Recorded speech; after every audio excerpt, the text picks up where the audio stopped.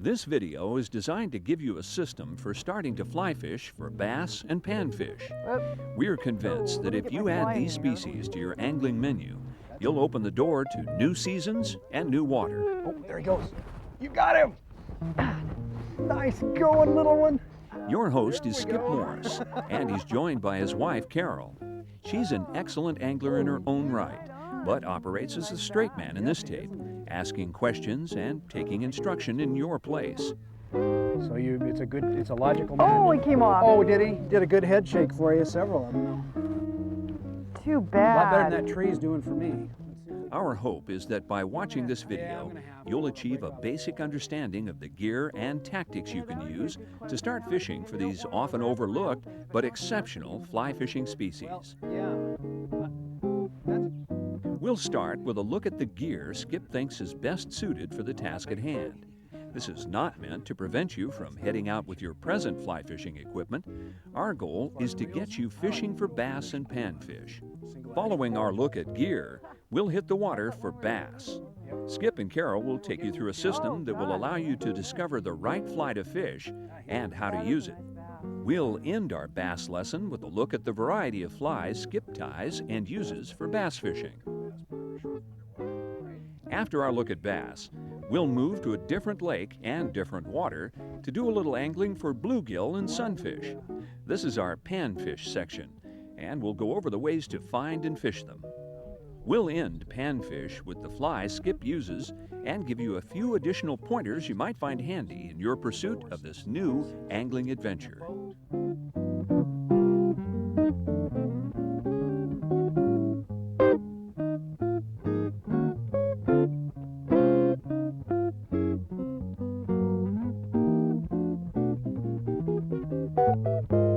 I'd like to talk to you a little bit about the tackle we use for panfish and largemouth bass. Fly line, really important to a fly fisherman.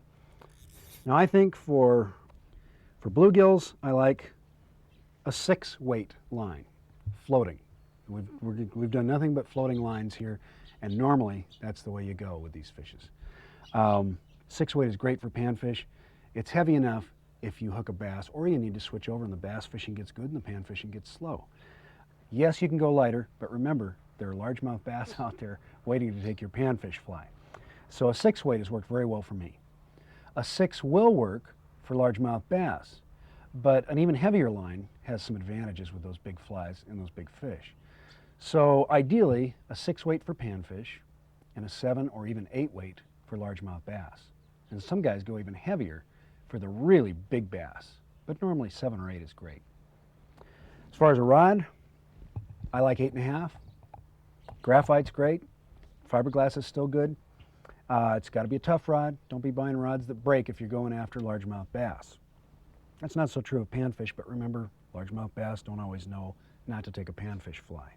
So it should say on the rod, 6-weight or 5/6 line, something like that, or 6/7 for that matter.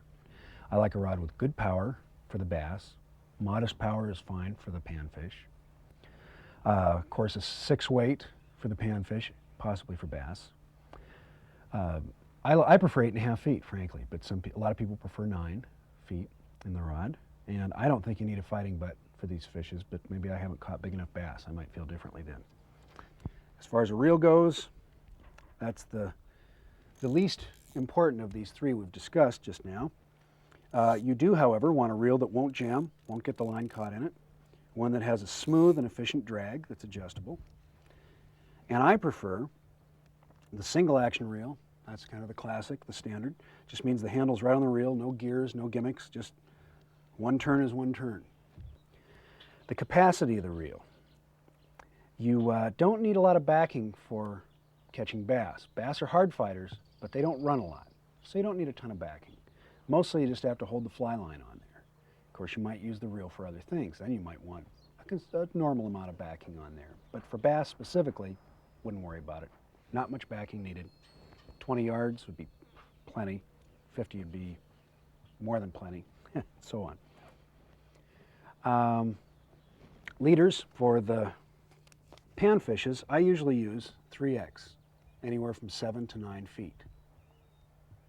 3X is going to be fine enough to be good for panfish, but stout enough that if you hook a big bass, you've got a shot at landing him, a pretty good shot. If you want to put a tippet on, which makes the leader last longer, the leader's more expensive, you could get a shorter leader, like this one's fine, 7.5 feet, and then put a foot or 2 feet of 3X on it. So get a 7.5 2X, put a foot or 2 of 3X on that. Or just buy a 3X leader, 7.5 to 9 feet. Either way. For largemouth bass, you want a stout leader. If you hook a good one, they fight hard and they fight dirty, and you're going to have to horse them out as often as not.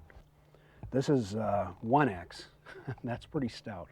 But you need something stout. These bass are hard, dirty fighters. You've got to wrestle them out. That's 12-pound test. Now, I would normally put 2X tippet on a 1X leader. That would be great. Or if you want a 2X point on just a leader, no tippet, just buy one of those. The arguments for and against putting tippet on are the tippet, you can keep cutting tippet all day and changing flies and not keep cutting into that expensive leader. So it saves you money. Tippet's cheaper than tapered leader. But when you put a tippet on there, you've got an extra knot up that leader a ways, which is going to catch grasses and things. So your call, really. Largemouth bass demand large flies, and so you need a large fly box to hold those flies. Nothing special, just a fly box that's got big compartments for big flies. You don't even need anything special for most panfish flies because they're fairly small flies, so you can use a compartmented box, average size, be fine. When you're packing this stuff around, well, if you're in a boat, personally I like a tackle box.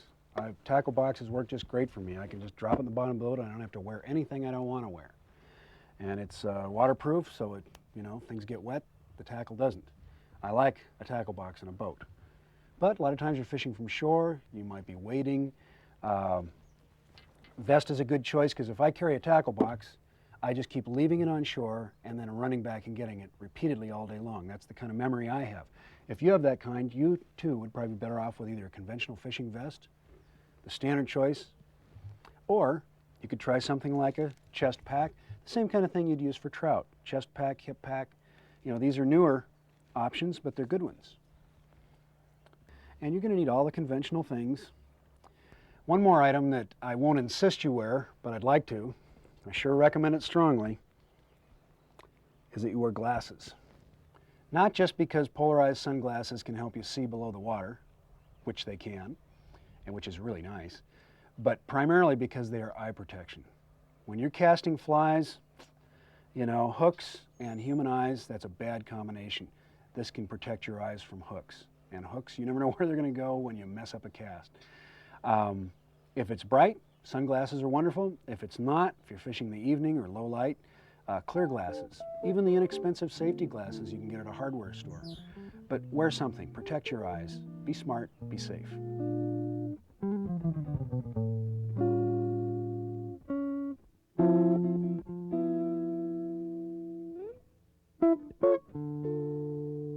Skip and Carol will be using a small skiff to fish from. Any boat or personal watercraft will do, or you can easily walk the shoreline and cast. In the spring, when we've arrived, the bass are headed for shallow water. They're thinking about spawning and are at their most vulnerable, being aggressive and less wary. As the water warms in the summer, bass move deeper, and you need to hunt them where they have cover and suitable water temperatures. Today, however, they're out in the open and ready to serve as fin tools in our angling lesson. A standard and very effective way to fish for largemouth bass when they're in fairly shallow water is with a floating fly, a cork popper, or a deer hair bug.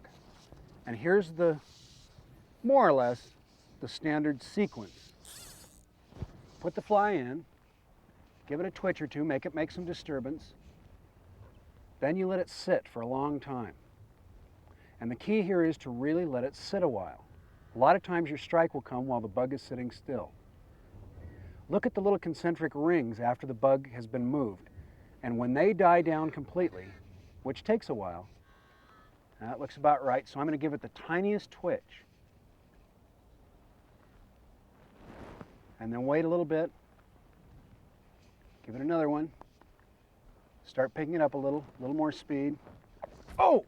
All right. And there you go. Oh! There you don't. Keep in mind that any time from the point that the fly is almost in the water, because they'll come up and meet it, to the point at which it's back in the air and you're casting it again, anywhere during that time the bass could hit. So be prepared. You can't predict, once it's on the water, when the bass is going to hit the fly. Okay. Carol, you ready to be my demonstration subject? Absolutely. I'm glad of that. Go ahead and toss it in there about where we talked about, which is Okay. close to shore since we're fishing the shallows. Carol's got a hair bug, a bass bug. Nice cast. Now, give it a couple twitches, make it pop a little, make some Okay. burbling and some gurgling. You're going to do that by giving the rod tip quick little twitches like that and bringing it right back to where it was. Keep it low on the water. That's it. So bringing it at kind of, yeah, there you go. You Oh, I want to see, see. you want to see some bubbles come up. You mean you jerk it and then the rod tip comes back to where it Right was? back to where it was. Yeah, you bet. That's Okay. it. Yeah. And then you let it sit Okay. and you wait for what seems forever, which is often when the bass takes. Then you give it a little head dip and you work it some more. Then you start swimming it in. Do it again. And sometimes they take it on the swim back too, don't they? They can Like take that. it anytime it's in or even Okay. near the water. Okay. Believe it or not. I've had them come up and meet it on the way down. I have, and I picked it off the water and had them hit it while it was starting to into the cast. And more than once. It's not uncommon. Okay. To make the bug move, to make it really pop without traveling, getting out of the area where you want it to stay in, I make low, quick movements of the rod tip like that. Just bring the rod tip out quickly and then snap it right back to where it was, just like that. Now if you watch that bug, if I do this well, I can get more action than I probably want. But you'll see that bug just really, see what I mean?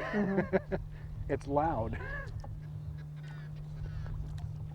What you don't want to do is drag the bug a long way, and that's what a lot of people do. They put it right in the place where the bass are, then they drag it out of there before the bass gets a chance to get at it. You want to keep it in place, so you make these little short pulls, quick return. And you keep taking in the extra line.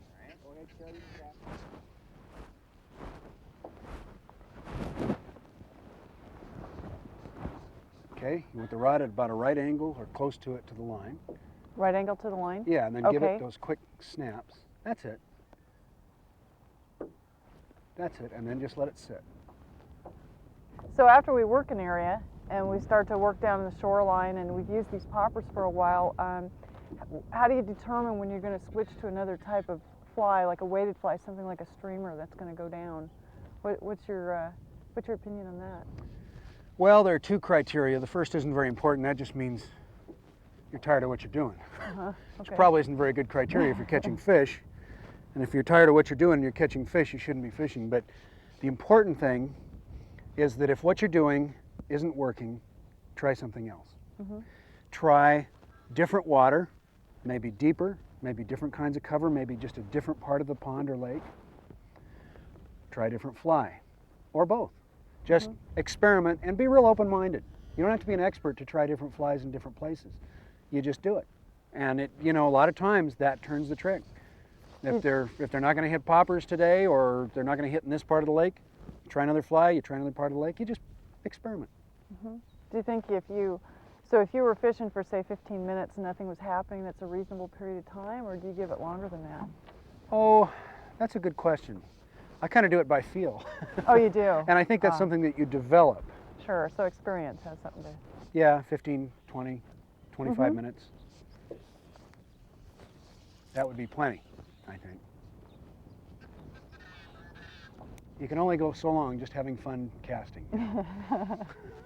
It's nice to catch a fish now and then. When you fish for bass, you're looking for bass cover. Cover can be almost anything that obscures or protects the bass from predators. When you're looking for bass, largemouth bass, or if you're looking for panfish, bluegills, others, you're usually looking for cover.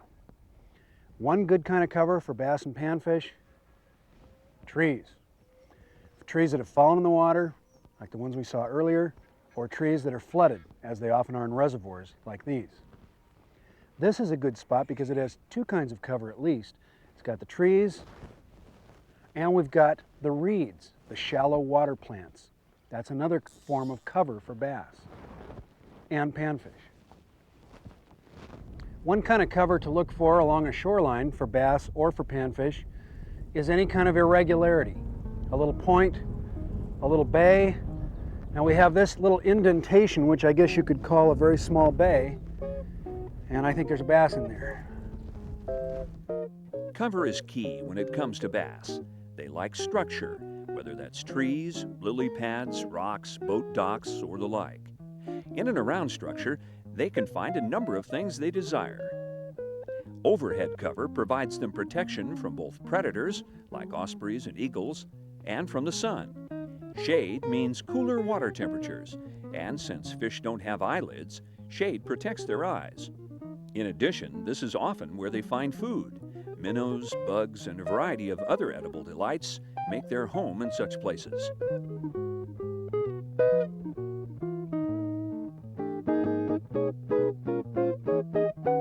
This is the fly that I was fishing before. This is a little variation of a standard deer hair bug. Tail, flat face, nice fat body.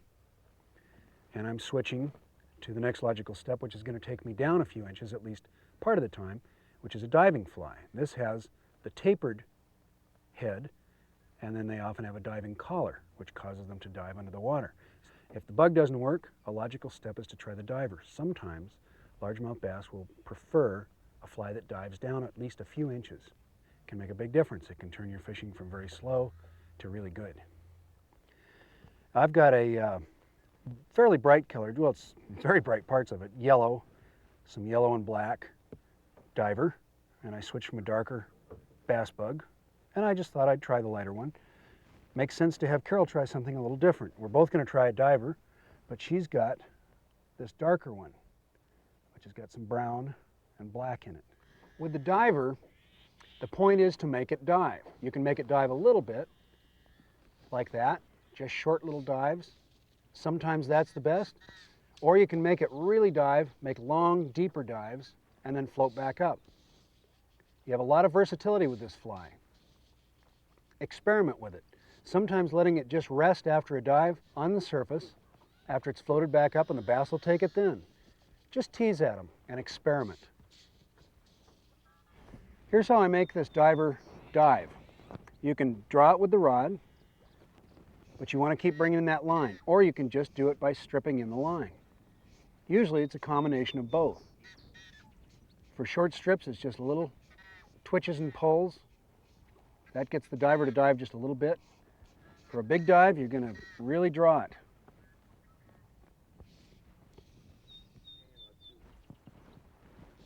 The diver is a really versatile fly, and the way you fish it isn't so set as, at least in my mind, as with the full floating fly. Another thing you can do with the diver is to treat it as though it were just another bass bug. You can throw it in, give it a tug or two, and it'll make some bubbles, not really diving so much as just making a disturbance. Then let it sit until the rings die, and then start working it in.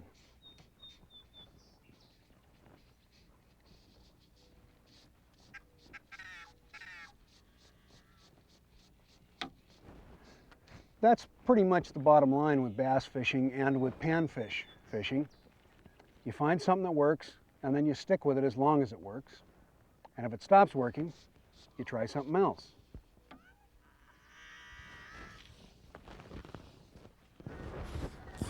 You know, sometimes the bass are going to be right in against the shore in real shallow water. Sometimes they're going to be, 8 inches. Mm-hmm. 6 inches of water even, I've seen. Sometimes they're going to be out in 2 feet, 3 feet, 4 feet, 5 feet. And the deeper it gets, the more likely you're going to use a sinking fly. But I've seen them come up through 6, 7 feet of water to hit a popper many, many times. So, open mind, you know. As our day of bass fishing progressed, Skip and Carol did the same. Oh, he looked that over. Oh, geez. Boy, I'll say. I may have to go to an eelworm. That does seem to be the fly of the day. So why shouldn't Early in the day, they found the bass in close. As the day warmed, they gradually moved out into deeper water. Our fishing methods matched the movement of the fish. We offered a deeper and deeper presentation as the day wore on. I? Okay, let's just see what they'll do about this. Are they still right there? They're, yeah. Is that near them? They're swimming. They swam kind of towards the boat. There's something down there. Yes, that's one of them. He's got a bass ball on it, Gene. Oh, he's nipping at it. I had him. Yeah. I felt him, but he didn't really care. He swiped at Got it. him! Okay. Right on, Skip. Oh, that's a good one. Okay, time to switch flies. Here, let me find you an eelworm. Yeah, that seemed to be a good answer to the... Yeah, that, Jeez. he just, boy, he opened his mouth and went right on it. Yeah, I know. Pretty Well, amazing to watch that. he took that one on the sink, which Yeah. they'll sometimes they like that. Yeah. Do you want me to take your rod or? No, You got it? I got it. Okay. I'm just trying to get his lip. Oh, he refuses to be lipped. He's got an attitude. Oh, there we go. Nice bass. Yeah. Ooh, Gee. let us do that again, dear. Okay, time to switch to a streamer fly. By day's end, things had reversed themselves, and the bass moved back toward shore, where food is more available. Fading light provided the important element of cover, as did a slight breeze, which disturbs the surface. Your third standard option, common option, when fishing for fly fishing for bass or for panfish, of course, is to use a sinking fly. Now, since we're fishing in the shallows still, I'm using a full floating line, as I did with the other two flies, and I simply toss this in. It's a little harder to cast. Let it sink a little and then make it swim back in. If it's a fast sinking fly, of course, you can't let it sink very long. If it's a slow sinking fly, you can work it very slowly with lots more pauses. With a lot more pauses, I'm sorry. And sometimes getting the fly right down in front of the fish's nose, right down at his level, is what he wants and will respond to best. Now, I make my retrieves. You can use the hand twist. Doesn't matter. Just keep that fly swimming. Use the rod tip. I'm kind of teasing the fly along so that little waves are going down its length, making it look as though it's swimming. If it's a slow sinking fly, sometimes you can just let it pause and it'll sink very slowly, and sometimes that's when they'll take it, is right when it's on the way to the bottom.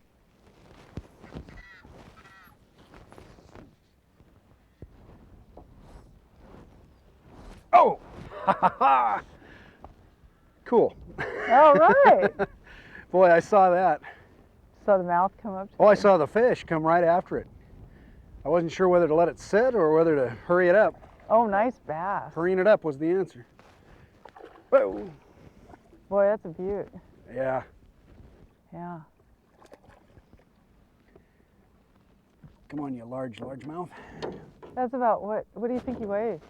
Oh. Quit that. You think I am a Oh. meat cutter? Oh, I think between 1.5 pounds and 2 pounds. Oh, okay. Oh. Rude. And a good bass fisherman would know that anywhere along this jutting point of rocks could lie bass. Boulders, another good place to look. Any kind of irregularity, any kind of cover, anything to obscure or protect the fish, that will attract them. Now this is a walkway to a pump for a reservoir. It looks a lot like a dock, it's just up higher. Docks, structures like that, good places for bass, even perhaps better places for some of the panfish. Hey, Oh Tom. yes! That's a trout. Is it a trout? Is it? I can't tell. I can't tell either. You're just always outdoing me. Oh, no. Oh, jeez. Bluegills and other panfishes tend to gang up. They tend to school. Largemouth bass tend to be spread out. And that's why in most lakes and ponds, you really do need some kind of watercraft, a float tube or a boat, in order to fish for largemouth bass effectively, because you have to hunt for them, search for them. However, some lakes and ponds, like this one, are quite clear, and you can creep along the shoreline and cover a lot of water. That's what I'm going to do here. Remember, you don't want to spook these fish. They're in shallow water, and it's going to be pretty easy to put them to flight. Scare them, they're not going to all of a sudden get hungry in the middle of their terror. So, creep up on them, stay a little bit low, try to stay back from the edge of the water as much as you can.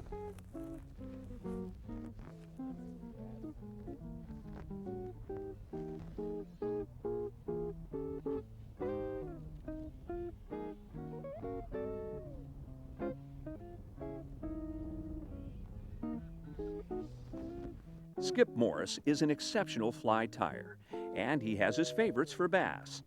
These are not your only choices, as bass are susceptible to a variety of creations. This, however, is a great selection of sizes and styles that will serve you well. Flies for largemouth bass. These are a kick. I love these flies. They're a treat for the fly tyer, I think, is more than anything, but for the fly fisher as well. And fortunately for the bass like them as well. We have the floating flies. Some of these imitate a variety of things, including a frog. Some pretty elaborate patterns for these bass fly patterns. Neat patterns, too. A mouse. For God's sakes, a mouse? I don't know how often a largemouth bass sees a mouse swimming across a lake, but they take these flies. The standard is the bass bug. No matter how you cut it, a bass bug is a bass bug is a bass bug. Here's what it has. It has a somewhat tapered head made out of flared hair, flared and trimmed, and it has a tail of some kind and, well, you know, a hook. And then it's a bass bug. Now, if it has rubber legs like these, then it's a bass bug with rubber legs. If it has hackle tails, then it's a bass bug with hackle tails. But if it's got a fat body like this one, which is made out of spun hair and some kind of tail, it's a bass bug. It doesn't have its own unique name. It's just another bass bug. These things work great. And not that the other ones don't also, but this is the standard. Now this one has a snag guard, which is just a loop of monofilament. And boy, it can make life a lot easier when you're fishing for largemouth bass. The snag guard allows you to work the fly over snags, and if you move it slowly, it will creep over and protect the hook from hooking into something. When the bass comes up and takes this fly, you hit the bass hard, and it pushes the snag guard out of the way and allows the hook to penetrate. I realize it sounds like kind of an unlikely process to be successful, but in fact it works great. You just have to be gentle when you're trying to tease it over things without getting snagged, and you have to hit them hard when you're hitting a bass. Next we have the diving flies. Now here's the standard one that a lot of people fish, and it's a good one, Dahlberg diver. It's got this tapered head, and it's got a hair collar, everything's deer hair here, and then a tail of some sort, and it dives underwater. Sometimes that's the right thing. Sometimes the bass really would prefer a fly that comes down a little bit to one that's floating on the surface. This is a variation of that. This is one of my own patterns. It's like the one for bluegills, or for panfish in general. Same principle, but this one's got a foam collar, which is very buoyant, permanently buoyant. In fact, the more the deer hair gets soaked, the better the fly works, because it dives better, but it still pops back up. Now we have the, how do I describe this? I guess the shallow running sinking flies. There are a number of these.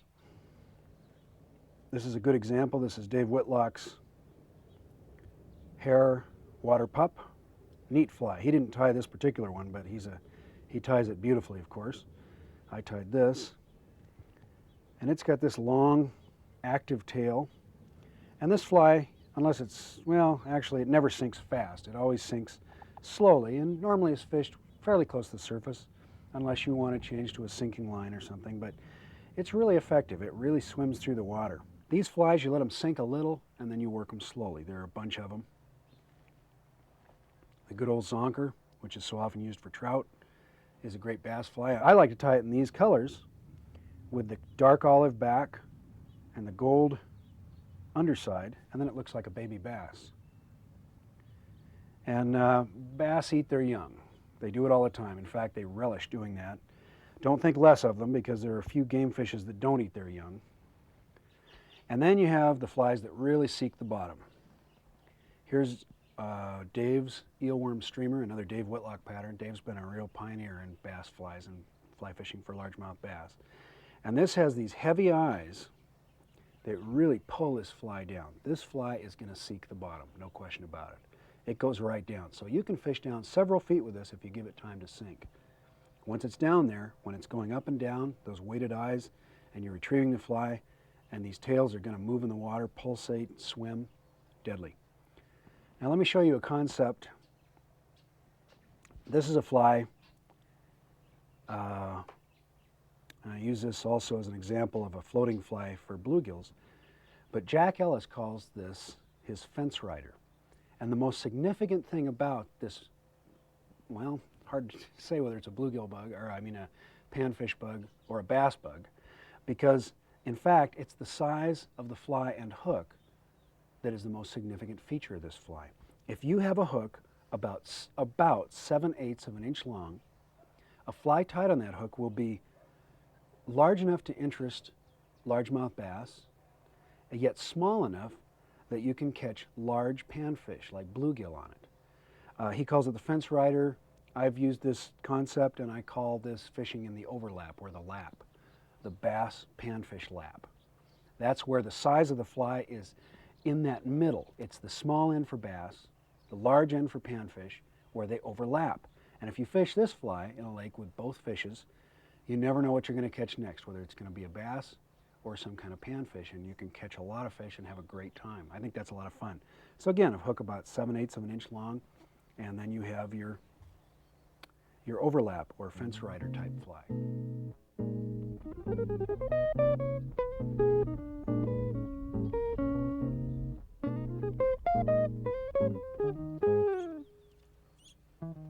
Panfish can be found in most of the same waters you'll find bass, and behave in a similar manner.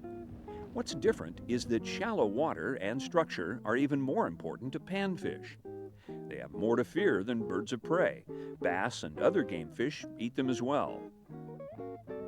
If you are looking for panfish, especially in the spring, you need to get right up in the weeds in the shallow water. A foot of water or less is all they need to do their business. Unlike bass, they don't make a bed on the bottom, but spawn on the stalks of water plants. Cattails are a favorite, and once you find the ones they call home, you can have unbelievable action.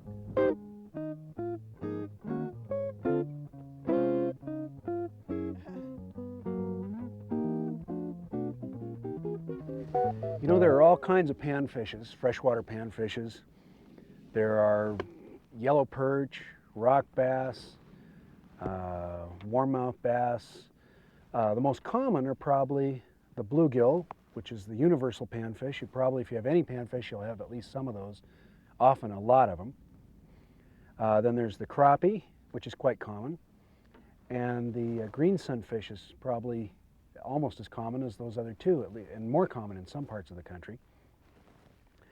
The techniques we're going to learn today, this pond has red ear sunfish and bluegill, and it has largemouth bass. So we're going to try to catch some of these, and I'm going to demonstrate the techniques that I use for catching most of the panfishes. Because as you get to know the different panfishes, you figure out in time that each species is unique. Learning one is not learning them all, yet they are all similar in a lot of ways. So the techniques that I'm going to show you are going to work most of the time very well on most of the panfishes, and certainly on the ones, the most common ones. That is, the ones you're most likely to end up fishing for. We're going to start by fishing the surface, which is frequently a great way to fish for panfishes. And you can do that with any fly that floats. It could be a sponge spider, or it could be a cork popper. Those work great. I'm using a little, sort of a miniaturized version of a bass bug. Has a tail tied out of spun trimmed hair, and this will work well. I'm going to cast that in close, and that's important. Get it back in there. If there's some definite cover, try to get it right up against the cover. Give it a couple of little twitches so it makes some noise, and then wait for the fish to come up and inspect it. And they will. They'll come up and start looking it over and rise up, and pretty soon, you hope, they'll take it.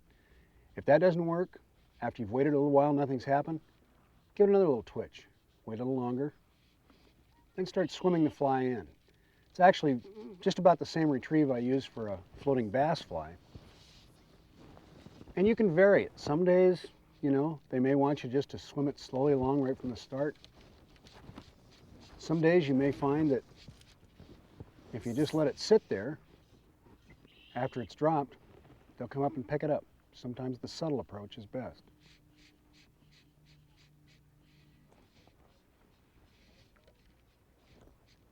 Oh, Got one?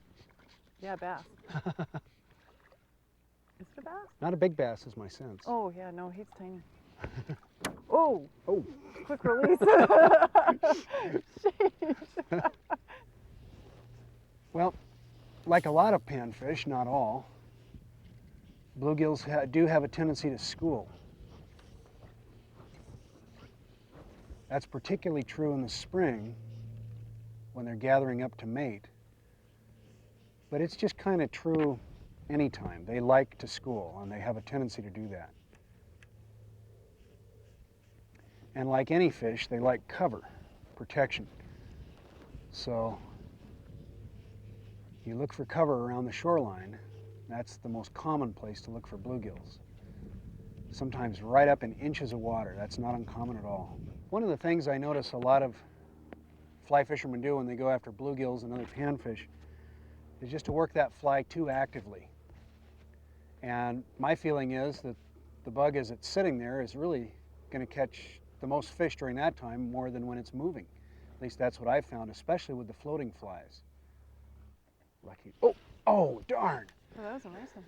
That was a decent one. It was just sitting there. Come on, you little troublemaker. Oh, bam.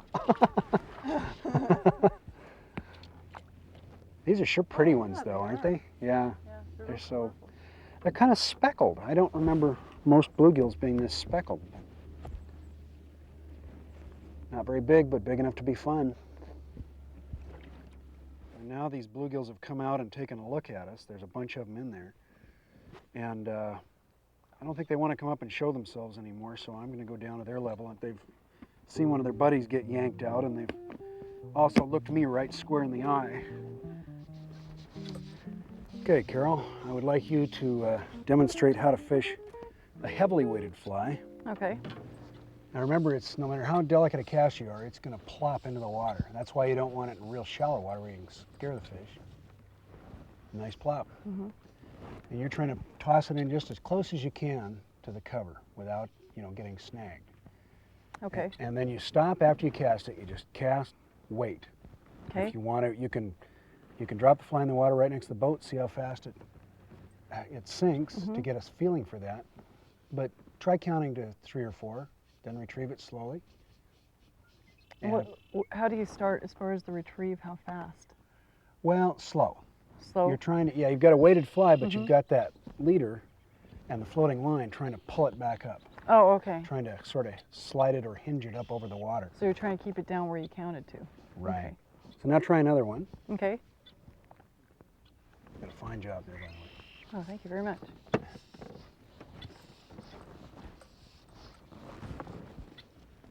Okay. Good. Flip it off a reed. Yeah. Count out loud. 1001, 1002, 1003, 1004, 1005, 1006. Try that. Yeah, good. You pulled the slack out first. Just make a slow retrieve, be ready for a bump. Something's going on there. Carol? No, it wasn't a fish. Really? Wasn't No. it? No. No, I think that was either, I think it was a weed or something that was on No. there. Well, something was kind of pulling your line down quickly, and Yeah. I thought you had a fish on it. I switched over to what I call the SMP. It's a little fly designed for bluegill and other panfish. This I fish differently than the floating fly. It depends on how deep I want it. If I cast it out there and count down, say 1,000, 2 1,000, up to 10 or something, it might get down 6, 7 feet. If I cast it out and start retrieving it right away, it'll only get down a few inches and it'll stay there. If I want it to stay down deep, I have to retrieve it very slowly.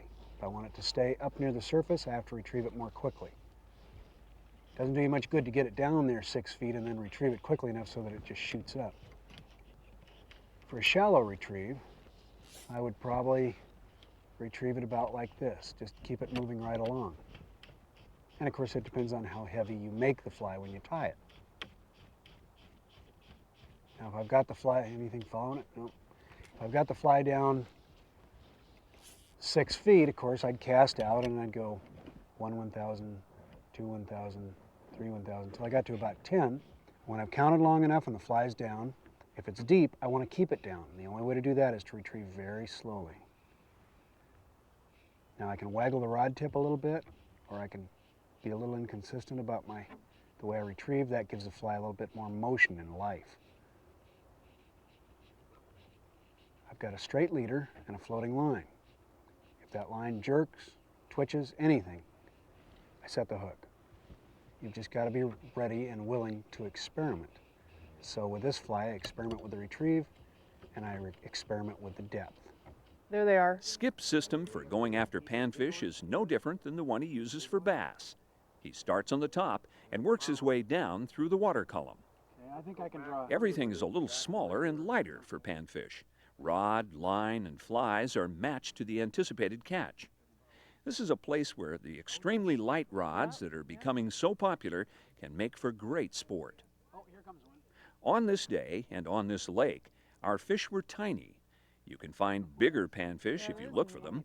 They all can be fished with a fly, and in some cases be fished more successfully than with bait.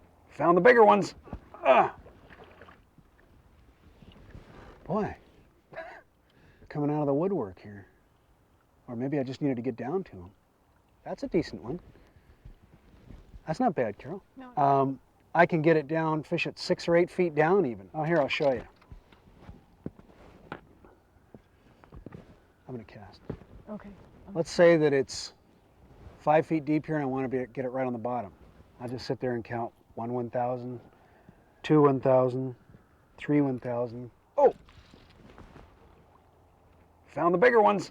Come on. Oh, get out of that lily pad.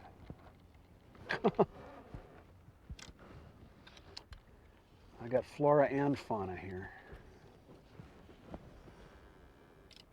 I got just flora now, I think. Darn fish. Oh. Huh. These guys are weighting down about 3 feet. Oh, God, there's a bunch of them, too. Oh, sorry, Carol. Oh, I should have said something. I'm sorry. I got a bunch of bluegills here. Oh, there's a nice one, I think. Well, now he's switching to your fly. See him? Oh, yeah. Ah. Oh, that's not working. Oh. Good going, Carol. Bluegill. Yeah.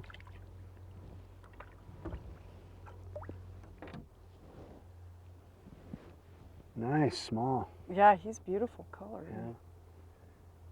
No threat of bodily damage size. You're safe.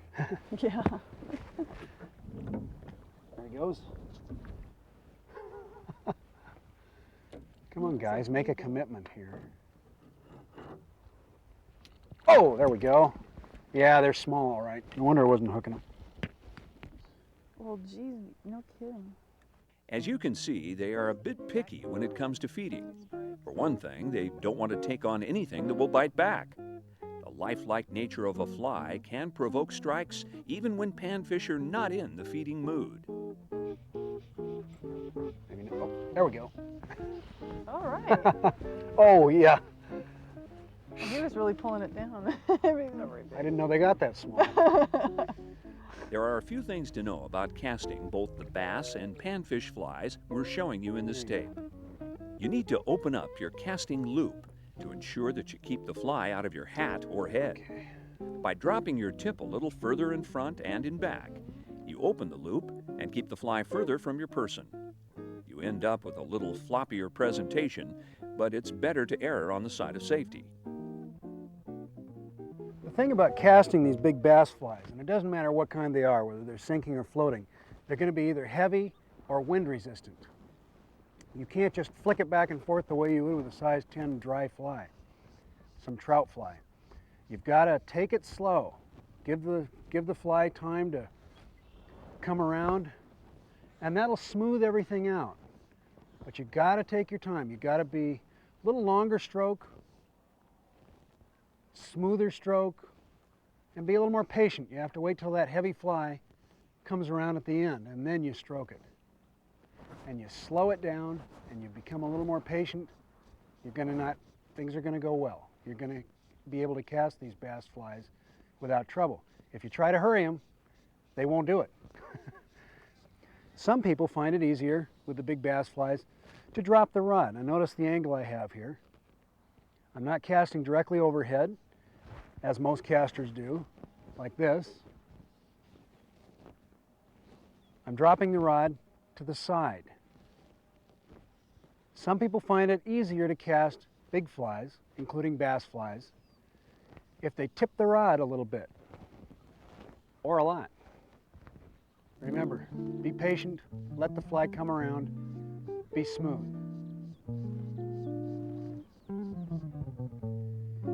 In panfish lakes, or ponds, or reservoirs, you always have an advantage if you have a watercraft of some kind.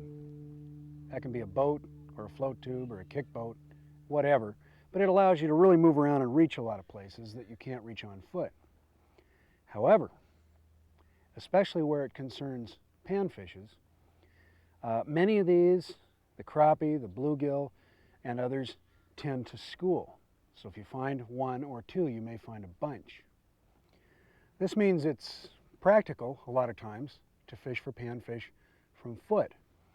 In a place like this, it's clear. Lots of room to backcast.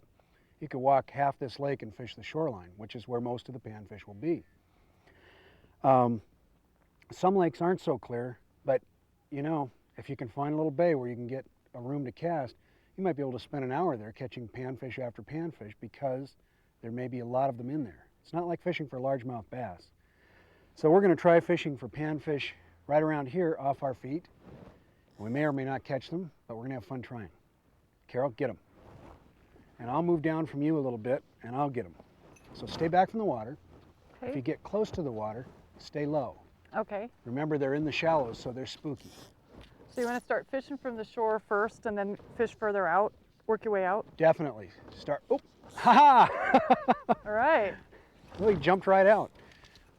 Oh.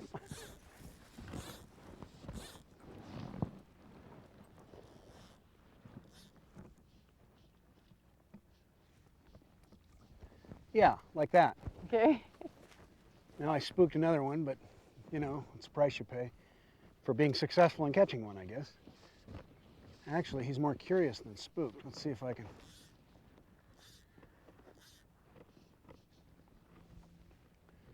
Yeah, and if you see any kind of structure, I'm looking at a rock sticking out of the water, good cover.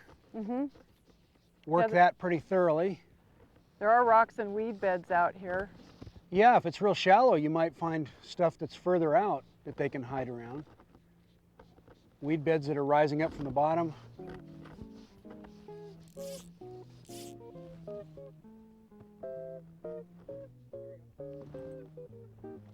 Oh, got a little bass.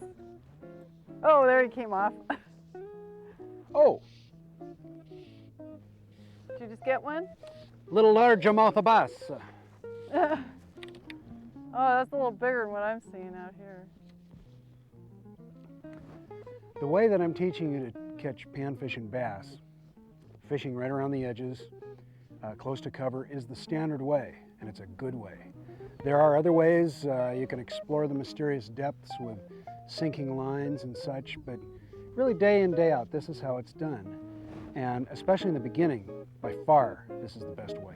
And it works. You'll catch a lot of panfish and a lot of largemouth bass doing this. It's a good way.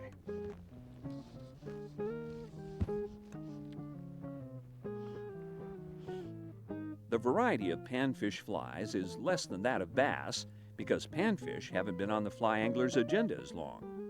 There's plenty of room for innovation, and Skip has done just that. His selection will provide you all the weapons you need to attract attention on panfish waters. Panfish flies are neat. They're as colorful and varied, I think, as the panfishes themselves are. Now, this is one that I use all the time. It's just a hair bug. That's all it is, just like the bass bug, but it's small. And this one's a little fancier. It's got a snag guard, which you don't need for most panfish flies. In fact, it's a rarity to see a snag guard on a panfish fly, but sometimes it's a blessing. You probably have to tie your own flies to get one on there, but with a light monofilament, they can be pretty nice. Panfish bug is just like a bass bug. It's a tail, and it's a fat little spun hair body, and they can be just deadly. They float. This is the store-bought version of the panfish bug. This is the one that's, you know, kind of everybody's choice, I guess, or used to be anyway. I prefer the spun hair myself, but this is a cork popper. And they work. A lot of panfish are caught on these. They're hard, which I'm not sure that's so good because the panfish don't hold on to them as well, but you know, they catch a lot of panfish. And you can find these in fly shops or sometimes even in other kinds of stores, general sporting goods stores and such. The foam spider is another good choice. This is the stealth fly for panfish. It's got these long rubber legs and they like to jiggle. So you give the fly just a twitch now and then and those legs wiggle in the water and it can be deadly. Sometimes subtle is the answer when you're trying to fool panfishes. You know, just because bluegills and others get excitable and easy to catch sometimes in the spring when it's mating time, they can get tough later, believe me. There are some difficult panfishes once they've had a chance to learn. This is the diver. This gives you the option of fishing on the surface or making the fly dive underwater. Sometimes just getting it down a few inches can really make a difference. Sometimes a panfish will come up close to the surface for a fly but don't want to come up all the way. That's when the diver really kicks into its own. It has a flat face and it has a diving collar. This is one of my own patterns. This one's been pretty well chewed on because these other two were tied for beauty. This one was tied to be fished and has been fished, so it's been all gnawed on, but it's still in pretty good shape. The ones you'll buy in the stores will have probably a deer hair collar. This is my own pattern. It has a foam collar. You know, they both work just great. Wet flies. The McGinty's been around since, I think since Columbus. Maybe that's not true, but it's been around a long time. Sort of looks like a bee, and yet it really isn't a bee, is it? Here's another one that I fish a lot. This is the carrot nymph. This is another one that works really well. And these flies, they're just typical wet flies. If you didn't want to fish these, if you had a box full of trout flies, you could take out a nymph and fish a nymph, or even a really small woolly worm. Woolly worm's good. Or woolly bugger, something like that. You want a fly that's got some kind of hackle or wing that moves in the water like these do. And these work great for panfish. They get a few inches under the surface. They're not going to go down very far on their own, but they will sink if you let them. And finally, we have the heavily weighted panfish fly. This is the one I use all the time, so I brought it. It's called the SMP. It sinks like mad, but it has this marabou wing that really makes it breathe or pulse in the water. The SMP lands with its hook upright so that it has a tendency to bounce over things that might snag because the hook is always up, not down. On the subject of heavily weighted flies, you know, you could use standard trout nymphs with lots of weight. Beadhead trout nymphs work great. Those things will sink just as fast as this will, or nearly as fast. Cast them out, let them sink. You know, just don't do anything as long as they're sinking, and then start retrieving them. They can get down several feet if you're a little bit patient. It doesn't take long for these flies to sink. They're heavy. That's the assortment of panfish flies that I commonly use.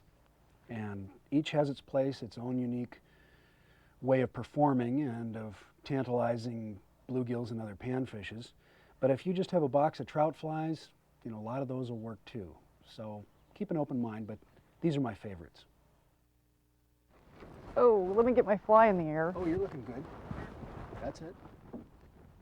Move it. Oh, there he goes. You got him. Nice going, little one. There we go. We hope you found something of value in our video. If you take Skip's basic system and try it out in your home waters, we're sure you'll have some success. It can put you on your way to opening up a whole new world of fly fishing water. They're kind of speckled. I don't remember most bluegills being this speckled. There are as many ways to fly fish bass and panfish as there are to fly fish trout. You can use your sink tips, shooting heads, and other specialty lines as the situation demands. First, however, you need to learn something of the species, and catching fish is a great way to do that. He sure looks troutish. It kind of does. I think there's a red band on it. We encourage you to get out your gear and seize the opportunity to fly fish for bass and panfish. You can keep the fact from your friends if you want, or share the pleasure of a new angling experience. Found the bigger ones.